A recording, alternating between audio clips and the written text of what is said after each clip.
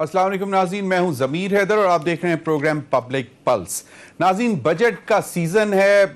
कल इकनॉमिक सर्वे आ रहा है और परसों फिर बजट पेश हो रहा है कौमी असम्बली में और बहुत शोर मचा हुआ है हर तरफ। अपोजिशन थोड़ी सी बेताब है क्योंकि वो एक्सपेक्ट नहीं कर रहे थे, ख़ासतौर पे जो ग्रोथ का नंबर आया जीडीपी ग्रोथ का कि जी वो 3.9% जो है वो हो जाएगी रवा माली साल में, और अगले साल का जो टारगेट है वो 4.8% रखा गया है। और आज हमने सुना भी कि बिलावल भुट्टो साहब भी ये कह रहे थे कि हम इस बजट को बिल्कुल मंजूर नहीं होने देंगे और ये हमें नामंजूर है, ये आम आदमी के मुआशी कत्ल होने जा रहा है, जो उनका ख्याल है कि अब तक भी हो रहा है।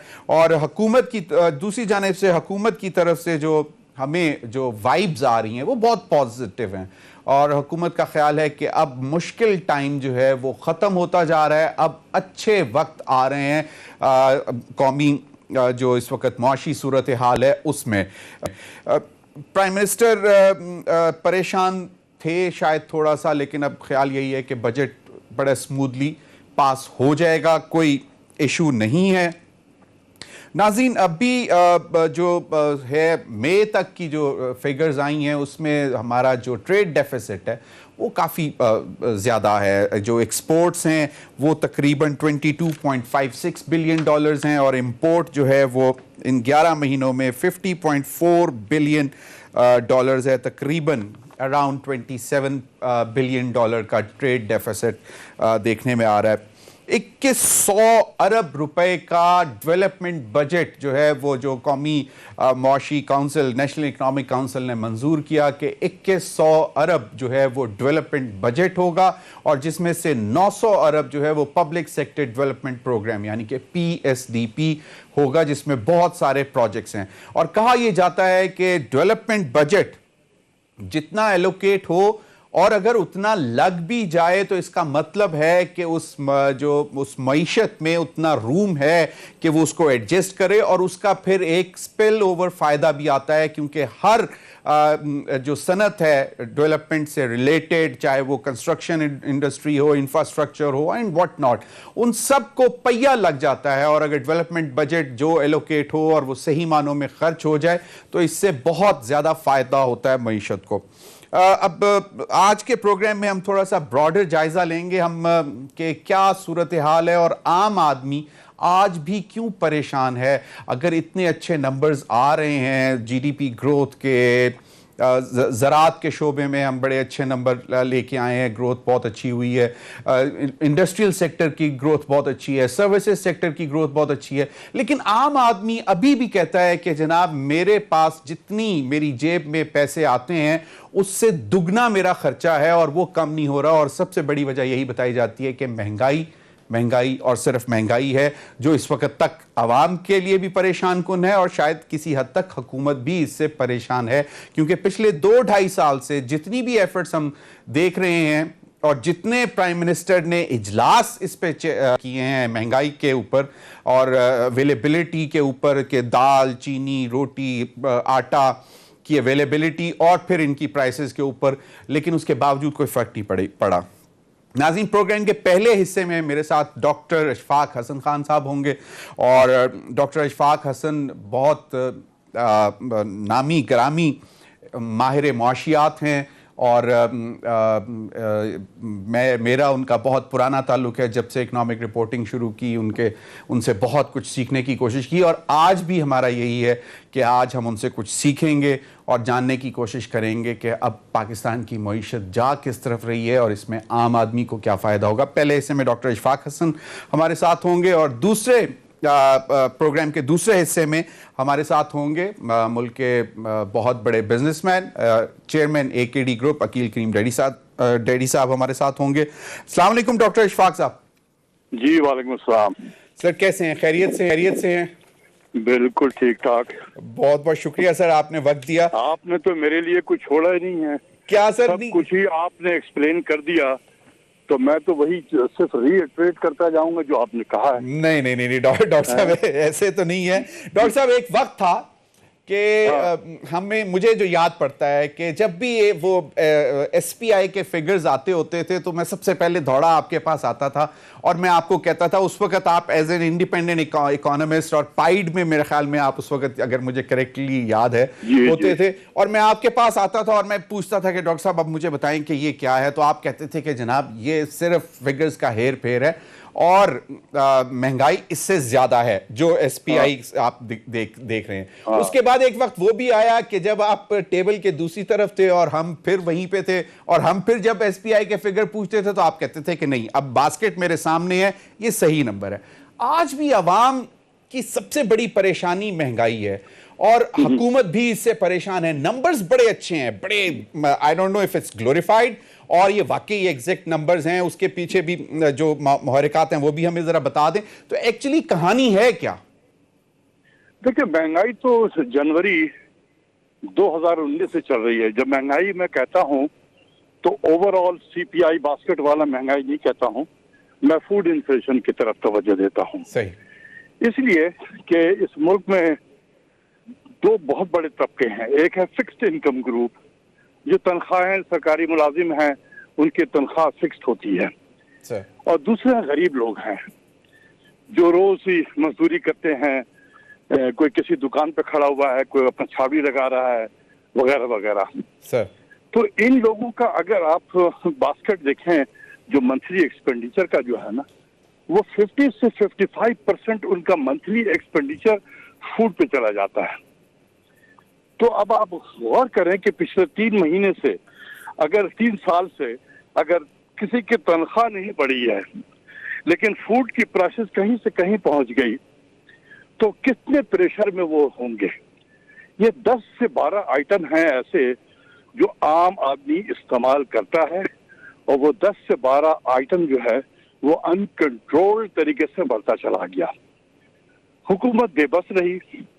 उसकी वजह यह है कि over the years rate of the state जो है वो कमजोर होता चला गया है, कि जो इस किस्म के खेलने वाले खिलाड़ी हैं उन्हें ये पता है कि अगर मैं ये खेल खेलूं, पीछे से आटे को शॉर्ट सप्लाई कर दूं, पीछे से चीनी की शॉर्ट सप्लाई करूं और उसकी कीमत बढ़ जाए, मुझे कौन पकड़ने वाला है।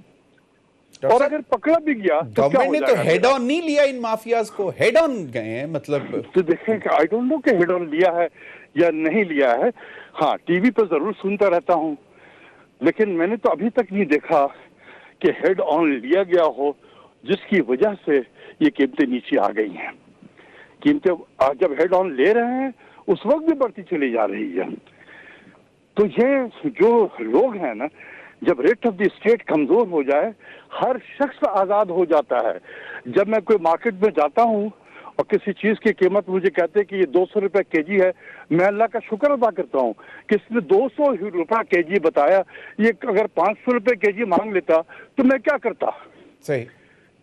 तो ये हुआ है कि ये जो 12-13 फूड आइटम्स जो है ना, जो जरूरियात जिंदगी है रोजमर्रा के, उसकी कीमतें बड़ी अनकंट्रोल तरीके से बढ़ी हैं, जिसकी वजह से एक बहुत बड़ा तबका जो गरीब भी है और फिक्स इनकम ग्रुप वाला है वो अंडर प्रेशर में आया है। डॉक्टर साहब, इसलिए यह हाहाकार मचा हुआ है। सही। अब उसके सामने आप ग्रोथ के नंबर 3.9 बता दें या 4.9 बताएं, वो कहेगा यार मुझे तो मेरा चीनी आज भी 80-85 पे बिक रहा है, आटा उसी तरीके से 70-75 पे बिक रहा है, मेरे तो ग्रोथ से कोई फायदा नहीं हुआ।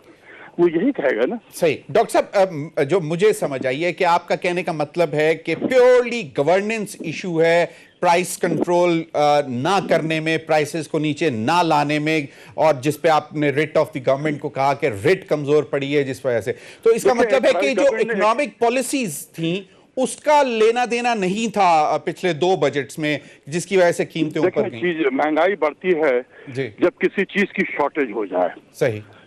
ना आटे की गंदम की शॉर्टेज थी और ना चीनी की शॉर्टेज थी, लेकिन फिर भी बढ़ती चली गई।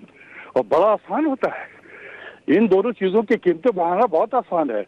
मिसाल के तौर पे चीनी पाकिस्तान में 5 लाख टन जो है महीने का खाया जाता है। सही।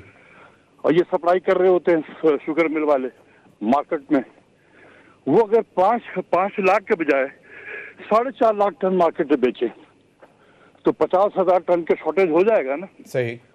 तो पता चला कि उस महीने 2 रुपए कीमत बढ़ गई है, अगले महीने भी यही रफ्तार रखेंगे, 2 रुपए और बढ़ जाएगा। बढ़ते बढ़ते बढ़ते हर महीने कीमतें इसी तरीके से बढ़ती चली गई हैं। और ये बात नहीं है कि कोई बता नहीं रहा था हुकूमत को।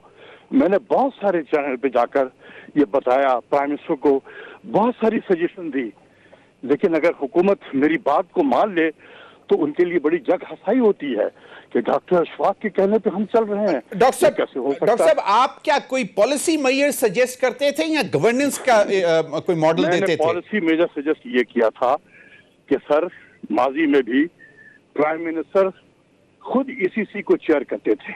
बिल्कुल। और उस वक्त हफीज शेख साहब जो थे एडवाइजर थे। सही। तो जो एडवाइजर जो होता है वो on behalf of prime minister जो है वो चेयर कर रहा होता है। तो प्राइम मिनिस्टर खुद कर ले चेयर। शौकत अजीज साहब प्राइम मिनिस्टर होकर वो चेयर करते थे, जबकि सलमान शाह एडवाइजर थे। सही। तो ये होता रहा है ये कि प्राइम मिनिस्टर क्योंकि पोर्टफोलियो फाइनेंस का उनके पास है, एज ए फाइनेंस मिनिस्टर वो चेयर करें तो उनको हर लम्हे, देखिए एक फाइनेंस मिनिस्टर चेयर कर रहा हो और एक प्राइम मिनिस्टर चेयर कर रहा हो तो बड़ा फर्क पड़ जाता है। दूसरी चीज ये है कि मैं उनको सजेस्ट करता था कि देखें, एक एजेंडा आइटम होता था जिसमें हम प्राइस सिचुएशन और स्टॉक पोजीशन को रिव्यू करते थे। ये एजेंडा आइटम नंबर 1 हुआ करता था। Every ECC, I remember very rightly, very right. बिल्कुल, ईसीसी का एजेंडा नंबर 1 बिल्कुल यही होता था। वो चीजें खत्म हो गई, नहीं होता था। मैंने कहा जी दोबारा शुरू करें ताकि आपको हर वीक पता चलती जाए कि क्या कितना स्टॉक है मुल्क में, कितना चीनी के स्टॉक है, कितना आटे का स्टॉक है, कितना ऑयल के जो है। हमें ये भी पता चलता था कि इस वक्त मुल्क में कितना ऑयल है, सही। कितने जो है शिप बाहर में से समुद्र में आ चुके हैं, कितने पाकिस्तान के करीब आ गए हैं, कितने पाकिस्तान के दूर हैं।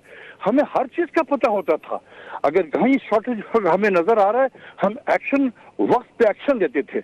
अभी तो होता कि जब ये डिस्कस नहीं हो रहा है तो आपको उसी वक्त पता चलता है जब चीजें हो जाती हैं, उस वक्त फिर आप पागलों की तरह दाएं बाएं करने लगते हैं। बिल्कुल डॉक्टर साहब, बिल्कुल सही। अब मौजूदा हमारे जो इस वक्त मैंने वजीर हैं फाइनेंस मिनिस्टर, उनकी बॉडी लैंग्वेज और उनकी लैंग्वेज से लग रहा है कि he is not happy with the IMF programme. और हमारे पास ऑप्शंस क्या हैं जी? जो बजट है, हमें याद पड़ता है, हम हमेशा ये कहते थे कि जी ये this budget is IMF sponsored budget. अगर आपको याद हो कि जब भी IMF के प्रोग्राम में बजट आता था तो हम कहते थे कि इसके अंदर ये जो चीजें होने जा रही हैं ये IMF की डिक्टेशन पे हो रही हैं। इस बजट में आपको लगता है, क्योंकि जो अभी तक जो हमने सुना या जो लग रहा है, वो शौकत तरीन साहब शायद इसमें इंटरेस्टेड नहीं है कि IMF की डिक्टेशन इनकॉर्पोरेट की जाए इस बजट में जो ये परसों पेश करने जा रहे हैं। देखिए, मैं इसीलिए लाइक करता हूं शौकत तरीन साहब को, और मैं इसीलिए उनको सपोर्ट भी करता हूं कि उनको इस चीज का बिल्कुल एहसास हो गया है पाकिस्तान के मसाइल हैं क्या, और इसमें बहुत बड़ा जो रिस्पॉन्सिबल है आज जहां हम खड़े हैं उसमें IMF का प्रोग्राम है। और ये सिर्फ पाकिस्तान में नहीं है, दुनिया के जिन जिन मुल्कों में IMF का प्रोग्राम होता है वो मुल्क जख्मों से चूर चूर हो जाता है। सही। तो हम कल भी हमारे पास ऑप्शन था, आज भी है ऑप्शन, कल भी रहेगा ऑप्शन। ये हमारे ऑप्शन हमेशा होते हैं। ये जो हमारे ग्रोथ के नंबर्स आ रहे हैं, इसकी बेस पे हम कह सकते हैं कि जी okay, thank you very much. नहीं, देखें, ग्रोथ के नंबर पे हम नहीं कहते हैं ये सही। हम IMF में उस वक्त जाते हैं जब हमें बैलेंस ऑफ पेमेंट क्राइसिस हो। सही, ठीक है ना? बिल्कुल। तो इस वक्त अल्लाह का फजल है कि हम वो बैलेंस ऑफ पेमेंट के क्राइसिस में नहीं है। ठीक है, हमारे इस साल हो सकता है कि करंट अकाउंट को 700 मिलियन के करीब सरप्लस में आ जाए। ओके, ठीक है। तो लेकिन जिस तरीके से हमारे इंपोर्ट तेजी से बढ़ रहा है ना सर, मैं पिछले 6 महीने से चीख रहा हूं, एंड ऑफ कोर्स ये डॉक्टर अशफाक चीख रहा है, और उसके चीखने से अगर हुकूमत अमल करने लगे तो हुकूमत समझती है कि मेरी जग हसाई होगी। तो मैं चीख रहा हूं कि खुदा के वास्ते ये इंपोर्ट आपका $5 बिलियन महीने का हो गया है, इसको रोकें। इसमें देखें 8 से 10 आइटम ऐसे हैं जिसको अगर बैन कर देना पड़े 2 साल के लिए, आप कर दें। बिल्कुल। एक मोबाइल है, सही। जिस मुल्क के पास पैसे नहीं है वो मुल्क $2.25 बिलियन का साल में इंपोर्ट कर रहा है फोन। आप सोचे कि अगर हम 1 साल 2 साल इंपोर्ट नहीं करेंगे तो कौन सी आफत आ जाएगी? क्या मत आ जाएगी इस मुल्क में? बस जिसके पास डॉलर है बाहर जाते हैं, वहां से ले लें। डॉक्टर साहब बिल्कुल आप सही कह रहे हैं, लेकिन एक इसी तरीके से मैं 10 आइटम गिनवा सकता हूँ सही, जिसको आप अगर उसको कर्ब करें, उसको रोकें।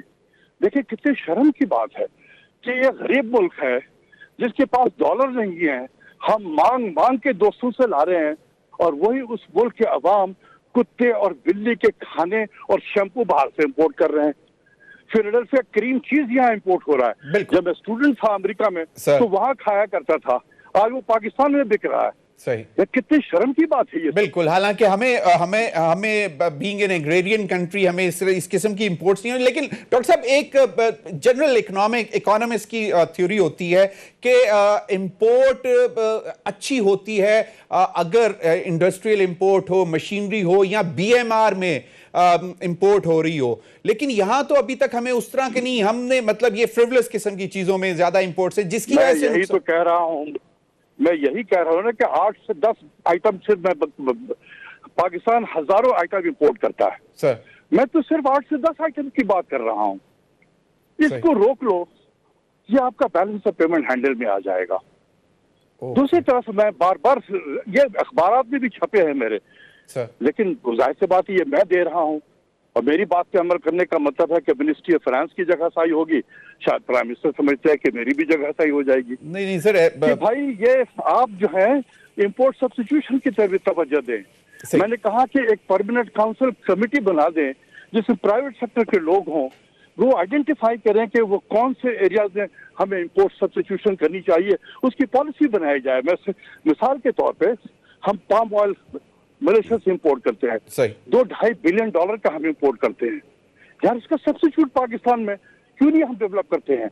ये सनफ्लावर भी है, ये कैनोला वाले भी हैं, ये रेप सीड जो है, मस्टर्ड ऑयल है, बल्कि अब तो now we have got olive orchards, olive का भी बहुत प्रोडक्शन हो गई। इसको पॉलिसी बनाएं। मैं तो बता रहा हूँ कि आपने करना क्या है। सही, बिल्कुल बिल्कुल। अच्छा डॉक्टर साहब बिल्कुल, हम भी तवक्को यही करते हैं कि चलें, देर आए दुरुस्त आए, आज ही आपकी बात सुन लें, समझ लें, जरूरी नहीं है कि क़यामत आ जाएगी, ज़मीन क़यामत आ जाएगी अगर मेरी बात तो सुन ली गई। नहीं डॉक्टर साहब, आपकी बात देखें, पहले भी सुनी जाती थी। मैं वाहिद आदमी था जो मना कर रहा था कि प्राइम मिनिस्टर साहब ना जाएं IMF में। बिल्कुल, बहुत जख्मों से चूर हो जाएंगे आप। I was the only person. सही, बिल्कुल नहीं माना मेरी बात में। बिल्कुल ऐसा ही है। जो पॉपुलैरिटी प्राइम मिनिस्टर की अगस्त 2018 में थी, आज है। सही, लेकिन डॉक्टर साहब कुछ अजीब सी समझ नहीं आती कहानी। ये डॉक्टर हफीज शेख के साथ क्या वो अफेयर है, लव अफेयर है कि अब मतलब वो फिर लव अफेयर होगा, वो अब समझ जाए कि एक आदमी को 3 मरतबा आपने आजमा लिया, and he failed to deliver। बिल्कुल। एंड वैसे आपने भी जिस चीज से आप डसे जा रहे हो बार बार, आप वही काम करोगे यार, मजीद डस हो गए। क्यों ये काम करते हो? बिल्कुल। और बहुत अच्छे लोग मौजूद हैं। एग्जैक्टली जो बाहर से हेलीकॉप्टर, और जिस तरह अभी आपने शौकत तरीन साहब का कहा कि you appreciate his style of running the finance, है कि नहीं हमारे इस मुल्क में लोग? बिल्कुल। अगर आपको लाना ही था उसको हटाकर असद उमर को, तो उसी वक्त भी आते यार आप। हाँ एग्जैक्टली, बिल्कुल, वेरी राइट। अच्छा सर, चलें, ये तो हो गया। अब सर 3.9 ये प्रिलिमिनरी फिगर है, आपको लगता है कि फर्दर जब कंसोलिडेशन होगी तो इट मे राइज? और एक पॉपुलर जो मैं सुन रहा हूं वो ये भी है कि this growth number is because there was a big जो बैकलॉग था प्रोडक्शन का, एक्सपोर्ट का, मुख्तलिफ चीजों का, जो कि कोरोना की वजह से स्टैंड स्टिल पे था, उसमें एकदम पुश आया, जंप आई है, जिसकी वजह से ये नंबर हमारे सामने आया है। एंड प्रोबेबली नेक्स्ट ईयर शायद क्योंकि वो लेवल आउट हो जाएगा तो उस तरह का नंबर नहीं आएगा। Do you agree with this theory? ये जो है बिल्कुल सही कह रहे हो। देखो ये बेस इफेक्ट है, बेस इफेक्ट ने बड़ा पॉजिटिव रोल इसमें सब प्ले किया। हमेशा दुनिया में ऐसा होता है और लॉ ऑफ नंबर भी यही है कि जब आप लो बेस से मेजर करोगे तो रेट ऑफ इंक्रीज बड़ा बड़ा नजर आएगा। मैं तुम्हें सिंपल सा एग्जांपल दे दूं कि पिछले साल आप कोई चीज पैदा कर रहे थे तो 2 यूनिट आपने प्रोड्यूस किया था, फैक्ट्री बंद हो गई थी पेंडेमिक की वजह से, तो अब प्रोडक्शन भी कम हो गए, 2 यूनिट आपने प्रोड्यूस किया। इस साल आप नॉर्मल एक्टिविटी में आ गए हैं, आपने 4 यूनिट प्रोड्यूस किया, तो रेट ऑफ ग्रोथ क्या हुआ? 100%। कितना बड़ा नजर, हालांकि 2 यूनिट ज्यादा आपने प्रोड्यूस किया है। सही, बिल्कुल सही। तो रेट ऑफ इंक्रीज, क्योंकि आप बहुत लो बेस से मेजर कर रहे हैं, तो इस साल ये जो है बड़ा पॉजिटिव स्पिन दिया हुकूमत को। लेकिन अगले साल ये मैं आपको बता दूं कि ये माली साल का नंबर 3.9% जो है ये 8 से 9 महीने के बेसिस पे है। सही। ये जब 12 महीने के बेसिस पे जब ये होगा तो ये अगले साल जब हम इसी टाइम पे बात कर रहे होंगे तो ये रिवाइज नंबर आएगा। ये रिवाइज नंबर 5% के करीब होगा। ओके, और उसके कंपैरिजन में उस साल का, अगले माली साल का जो नंबर होगा है वो उसमें बहुत बड़ा गैप होगा। 8 रखा है ना, ये कुछ 3.25 के करीब आ जाएगा। 3.25 बिल्कुल एडजस्ट होता है 3.2 के करीब। बिल्कुल, आई अंडरस्टैंड डॉक्टर साहब, मैंने आपका टाइम ज्यादा ले लिया, हालांकि महदूद टाइम के लिए आपको मैंने रिक्वेस्ट की थी, लेकिन एक छोटी सी बात जरा क्विकली, एक्सपेक्टेशंस आम आदमी के लिए कह रहे हैं कि जी तनख्वाहों में इजाफा करेंगे इस बजट में, और कुछ टैक्सेशन मेजर्स भी हैं, यकीनन टैक्स रेवेन्यू बढ़ रहा है। आपको क्या लगता है कि ये कुछ पुश मिलेगा और आम आदमी को कुछ रिलीफ की होप होनी चाहिए इस बजट में? देखिए, जब कोई मुल्क IMF के प्रोग्राम में होता है ना तो उससे रिलीफ एक्सपेक्ट करना ये ज्यादती है। ठीक है, हम IMF का प्रोग्राम है, सीधी सीधी बात है। इसके प्रोग्राम के जो चीजें होती हैं, एलिमेंट्स, वो ऐसे होते हैं कि जैसे वेज फ्रीज जो है is one of the element. तो इसीलिए तो तनख्वाहें नहीं बढ़ रही थी पिछले। अभी भी IMF जो है कह रहा है कि तनख्वाह ना बढ़ाएं। अगर हम बढ़ाते हैं तो इसका मतलब कि हम IMF के प्रोग्राम से डेविएट कर रहे होते हैं। तो क्या होगा फ्यूचर IMF के प्रोग्राम का, ये मुझे नहीं पता। लेकिन ये है कि गवर्नमेंट की पूरी कोशिश है, FBR ने बड़ा अच्छा परफॉर्म किया है। अल्लाह करे कि ऐसी अगले माली साल भी परफॉर्म करे तो बजट के खसारे को कम करने में मदद मिलेगी। दूसरी चीज ये है कि मैं बार बार कह रहा हूँ, इंटरेस्ट रेट को कम करो। 2 मॉनेटरी पॉलिसी में, यानी बाय दिसंबर 2021 आप इस 7% डिस्काउंट रेट को 5% पे लेकर जाएं। तो सर वो जो एक बिल्कुल आपने सही कहा, लेकिन डॉक्टर साहब एक वो नहीं होता कि इन्फ्लेशन से कंपैरिजन करना पड़ता है कि रेट ऑफ इन्फ्लेशन के करीब आगे पीछे। सुनो, बड़ा अच्छा सवाल किया तुमने। पाकिस्तान में, ये नोट कर लो अपने नाज़रीन के लिए, बार बार कहना, इसके पीछे एम्पिरिकल एविडेंस भी है। पाकिस्तान में डिस्काउंट रेट को बढ़ाकर इन्फ्लेशन कंट्रोल नहीं होता, बल्कि ये इन्फ्लेशन को पुश कर देता है। आप पूछोगे कितना पुश करता है? 1% increase in discount rate will increase the inflation by 1.3%. Okay, सही, very right. तो आपका and that will definitely give push large scale manufacturing, industrial और construction और सबको, अगर ये डिस्काउंट रेट जो है 7% से नीचे ले आए। बहुत बहुत शुक्रिया डॉक्टर इशफाक साहब का। नाज़रीन, वक्त हुआ एक ब्रेक का। ब्रेक के बाद हमें ज्वाइन करेंगे Aqeel Karim daddy, chairman AKD group, और हमारे साथ रहिए।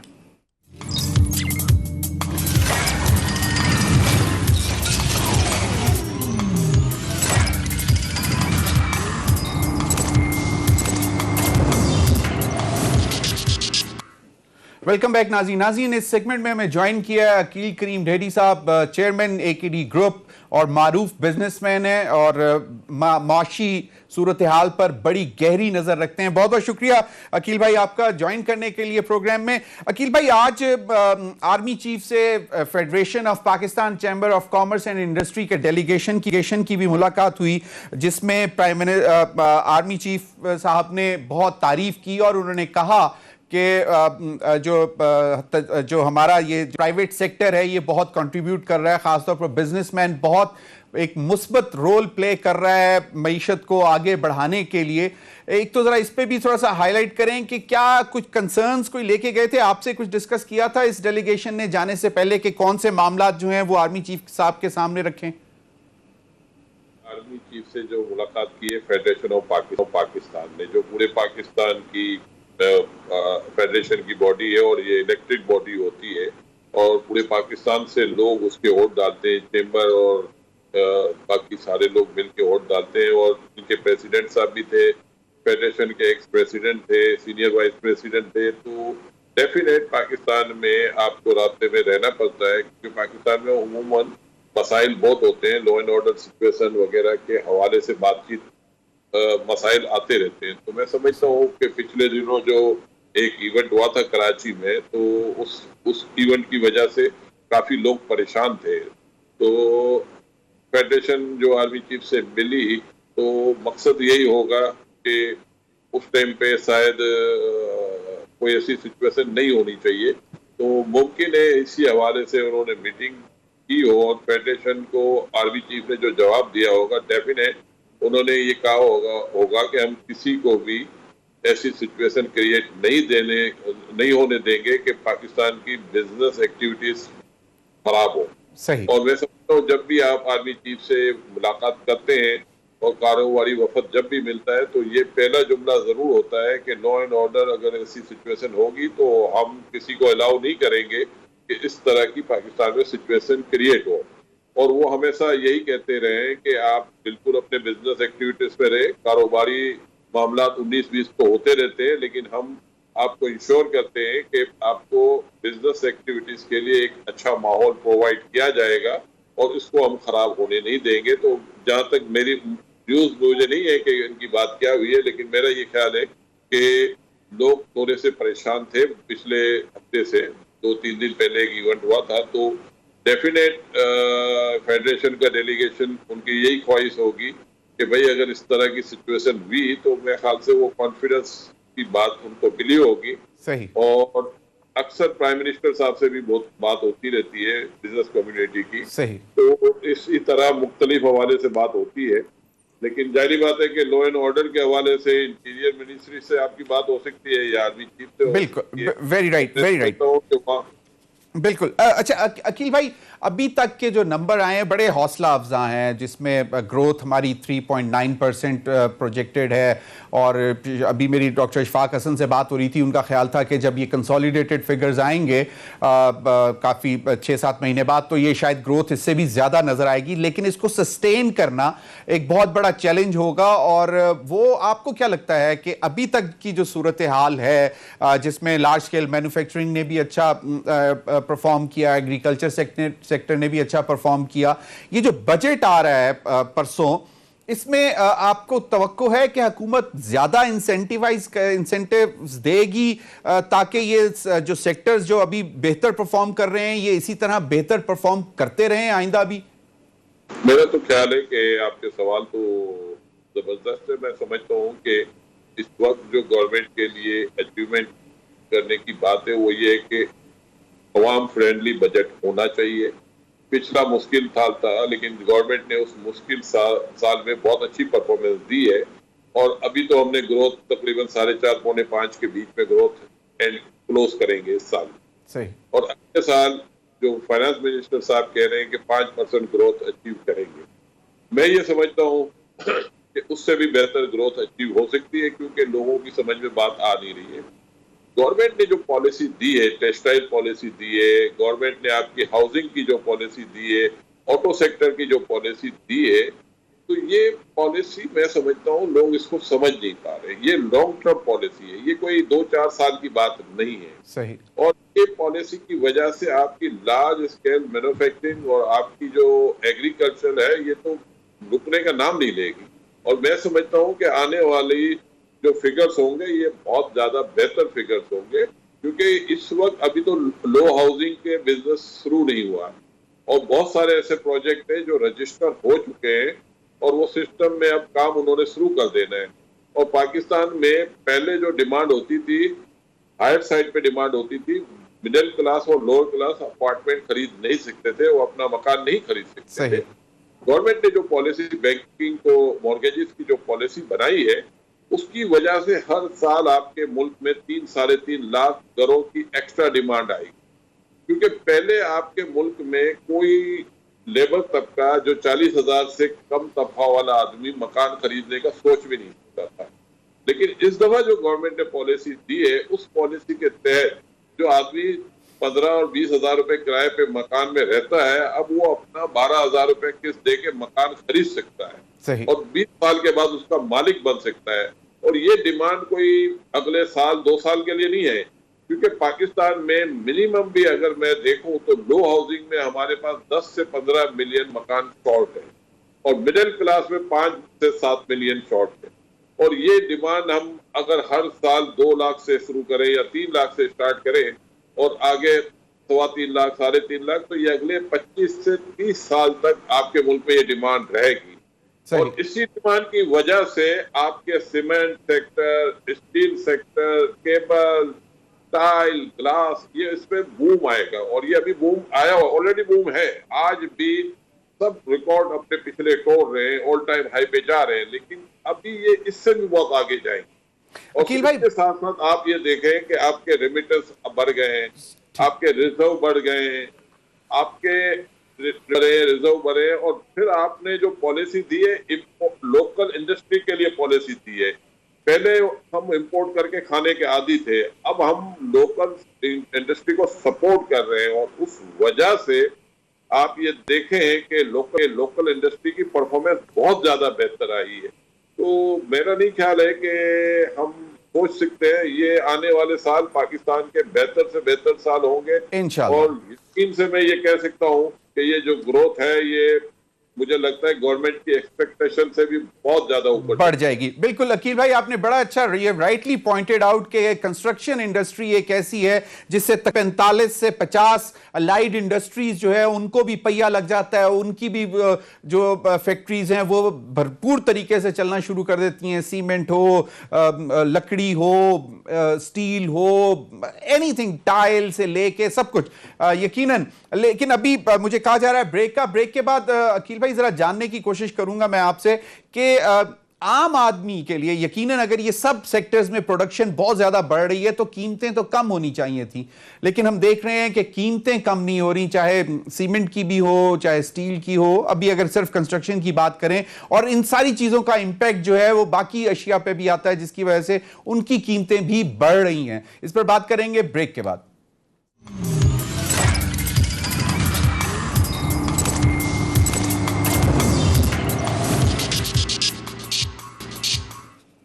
वेलकम बैक नाज़रीन, कहा यह जाता है कि अगर आपने किसी मुल्क की मईशत को समझना हो या देखना हो या उसके अंदर झांकना हो तो उसके लिए जो विंडो, जो खिड़की होती है वो स्टॉक मार्केट होती है। और अगर आप स्टॉक मार्केट को देखें तो आपको अंदाजा होता है कि उस मुल्क की मईशत किस रुख पे चल रही है। अकील भाई, ये हमने देखा कि बहुत अरसे बाद एक बहुत अच्छा मार्केट ने परफॉर्म किया और तवक्को ये है कि ये चलता रहेगा। और एक तो ये चीज है, दूसरी चीज ये कि हमारे इंपोर्ट्स एंड एक्सपोर्ट्स का जो ट्रेड गैप है वो बहुत ज्यादा बढ़ गया है, यानी कि ऑलमोस्ट 28 बिलियन डॉलर का ट्रेड डेफिसिट है अभी 11 महीने के अंदर। और इसमें कोई ऐसी उस तरह की इंपोर्ट नहीं है जिस पे आप प्राउड फील करें कि नहीं जी इंडस्ट्री में मशीनरी आई है, बीएमआर हुआ है, या इस किस्म का नहीं है। तो ये नुकसानदेह नहीं है आने वाले दिनों में। और थोड़ा सा स्टॉक मार्केट पे भी जरा बता दें कि इफ आई एम रॉन्ग और करेक्ट कि अगर आपने मईशत को देखना है तो विंडो जो है वो स्टॉक मार्केट होती है। देखिए, जो आप बात कह रहे हैं कोई सही कह रहे हैं कि ट्रेड डेफिसिट बढ़ा है, लेकिन उसकी वजूहत क्योंकि हमें फूड आइटम इंपोर्ट करनी पड़ी जो हम कभी इंपोर्ट करते नहीं थे, जैसे वीट है, शुगर है, ये तो हम उल्टा एक्सपोर्ट करने वाले हैं। सही। तो ये सिर्फ इसकी ये थी कि कमोडिटीज की प्राइस इंटरनेशनली काफी बढ़ गई और उस वजह से जाहिर बात है लोगों ने अपनी अपनी चीजों को होल्डिंग भी की हुई। और जाहिर बात है गवर्नमेंट पूरी कोशिश भी कर रही थी लेकिन कामयाबी उनको नहीं मिली इस मामले में। लेकिन दूसरी जो बात है कि हमारा ट्रेड डेफिसिट 35 बिलियन डॉलर में था 2018। सही। तो अगर हम उस डेफिसिट को देखते हैं ना तो हमें कम से कम ये तसल्ली होनी चाहिए कि हमारी एक्सपोर्ट बढ़ी है, हमारा रेमिटेंस बढ़ा है।